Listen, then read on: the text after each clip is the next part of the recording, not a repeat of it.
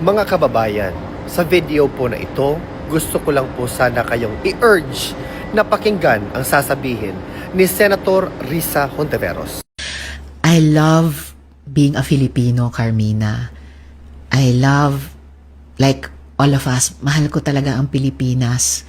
And matagal ng panahon, napapansin ko na idudugtong ko talaga yung personal na mga pangarap ko sa pangarap natin bilang isang bayan. Mabuti naman po at mahal mo ang Pilipinas o ang mga Pilipino. Pero yung pagmamahal na yan ay questionable na kung ano ba talaga ang ibig mo sabihin sa pagmamahal. Kasi nga di ba gusto mo nga na litisin or nanililitis si dating Pangulong Rodrigo Roa Duterte sa ICC. Our judiciary is perfectly working and fine. Isa pa, bakit hindi nag-ingay sa sitwasyon ng flood control anomaly na dapat may managot hanggang ngayon? Parang inilibing na yung issue.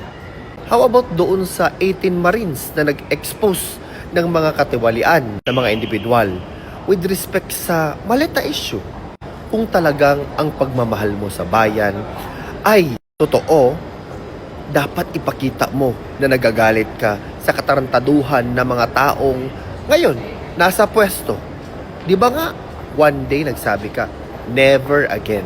Ayaw mo sa korupsyon. Pero ano yon? Selective? Ganon? Kung gusto mong maging pangulo, hindi yan nadadaan sa pasweet-sweet na pananalita. Yung tipong dapat yung gawa ang siya mismong magsalita. Hindi mo na kailangang magpa-tweetams pa dyan, Senrisa. Gumawa ka ng bagay na pwedeng sabihin ng tao, ay, karapat-dapat maging presidente yan. Yun. Ganon.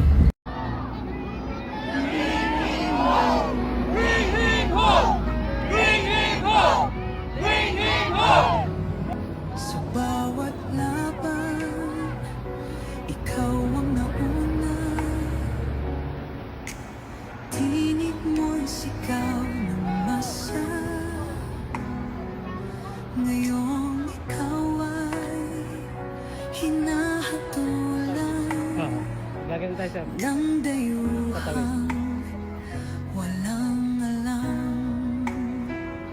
Sino pa ang nagmalasakit? Siya ngayon'y pinapahirap. Pilipinas ay lumuluha. Hustisyang sigaw ng madla.